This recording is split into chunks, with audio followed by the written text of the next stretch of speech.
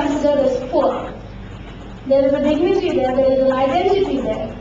And it is important that they be seen as rights holders, that they have a claim to their rights, not as charity, but as a right. And I think this is important to underline.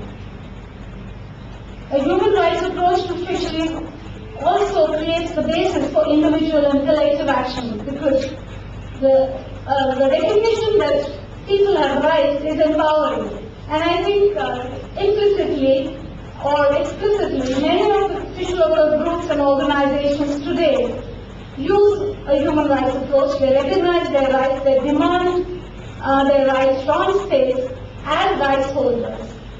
And I think that has in many cases led to very concrete outcomes. It has led to states responding to these demands to meet basic human rights. It has led to legislation which protects small-scale fisheries, in some cases at least.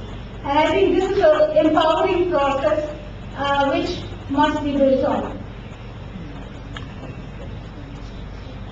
So what is necessary? And I think these are really, really fundamental issues. The need to strengthen the capacity of rights holders, fishing communities in this case, to be aware of and to claim and exercise their rights, and the duty bearers, states, multilateral groups, etc., to fulfill their human rights obligations. This issue of capacity building is extremely vital. People must know about their rights. There's enough which is written out there, but people must understand their rights. They must be empowered to claim their rights. They must be empowered to seek accountability from their states. And I think the need to focus on critical but politically and socially disadvantaged groups within fishing communities is essential to enhance their participation, power and influence. And here maybe specific attention is needed to secure the rights of women in fishing communities, of indigenous people, and similarly disadvantaged, politically and socially disadvantaged groups. I'm just going to now, I think the task really, as we saw it, was to flesh out then what is a human rights approach to fisheries. What is the actual content? What are the concrete proposals that will give effect to a human rights approach in fisheries? We've seen that there are attempts to develop a human rights approach to agriculture, for example. What in fisheries terms would it mean?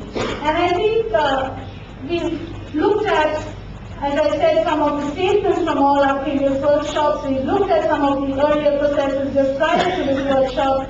And I think there is a clear consensus which emerges. What is the content of a human rights approach to fisheries?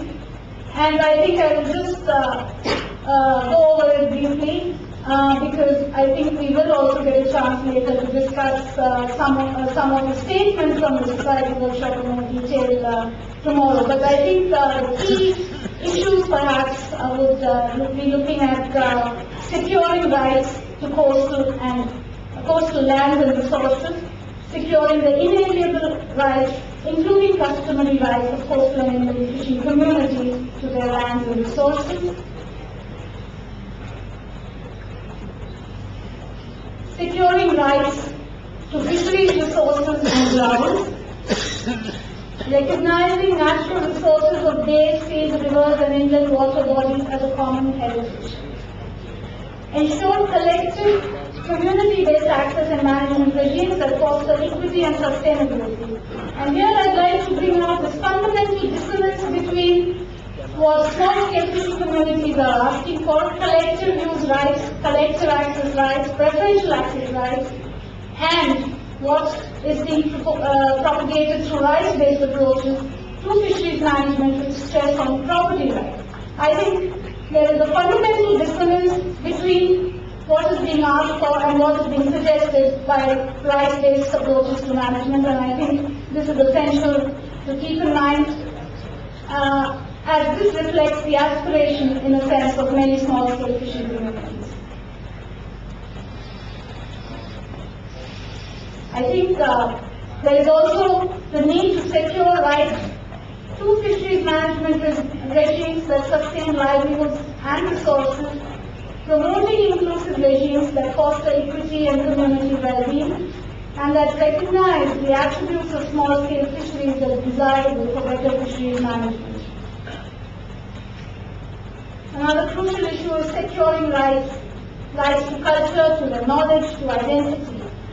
Recognizing the unique culture and knowledge systems of fishing communities and ensuring the integration of traditional and indigenous knowledge and customary law in fisheries management decision-making.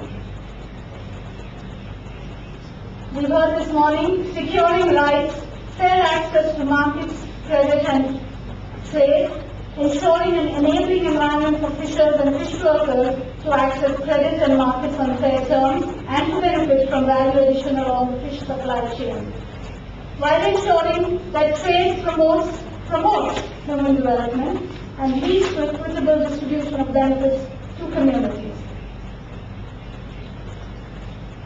Securing rights to safe and decent working conditions. And here we talk about all categories of workers, self-employed workers, workers in the informal sector, and their rights to social security and safe and decent working conditions. The need to implement the ILO Working Fishing Convention and to extend its provisions to include inland and shore-based fishers has also been highlighted. An issue which is close to many hearts here, securing the rights of women in fishing communities. Specific measures to address, strengthen and protect women's rights to participate fully in all aspects of fisheries and protecting access of women or fishing communities to their lands and to fish resources for processing, trading and food. Securing rights to basic services and to decent quality of life, including to provision of basic services such as safe drinking water, education, sanitation, health, and HIV prevention and treatment services. And I think fundamental to all this, of course, is securing participation in decision-making, in governance, in all aspects concerning fishing communities, in all aspects of fisheries and coastal management decision-making, ensuring their free, prior and informed consent for any intervention that may affect life and livelihoods. So then, I'd like to end by looking at what then is the way forward. I think we already have a very clear set of proposals which give consent to what is a human rights approach in fisheries. I think this needs to be further developed with participation of fishing communities and not only developed, adopted and implemented in very clear-cut ways. And I think we must recognize the indivisibility of the contents of this content. We cannot look at securing fishing rights apart from securing rights in decision-making or rights to safe and decent working conditions. We have to look at them in an integral way as indivisible. It requires, of course, commitment and action from a wide range of actors, and particularly from our governments and multilateral organizations. What is the role of fisheries agencies? Many times we've heard, oh, this is human rights, it's not the role of fisheries agencies. But I think fisheries agencies also have the obligation of evaluating their own actions using the human rights yardstick. For example, we've heard in many cases where communities claim that the introduction of individual transferable quotas are violating the human rights of communities, and there have been several cases around that. I think there is an obligation to look at all measures taken from a human rights perspective, and I think fisheries agencies have the obligation of adopting such a perspective. The human rights approach needs to be the foundation for and complement other approaches to fisheries management, such as the ecosystem-based approach. And fisheries agencies also need to coordinate with other relevant departments to seek improvement in the quality of life of fishing communities, as really they know best what is the situation. So there is an obligation there. There is a need to set up institutional coordination mechanisms, but I think this is something we all would like to collectively move forward with. In conclusion, and this is really a reiteration, effective implementation of a human rights approach critically depends on the extent to which the capacity of rights holders and duty bearers is developed. And national governments have an obligation to implement their international human rights instruments. This is not a matter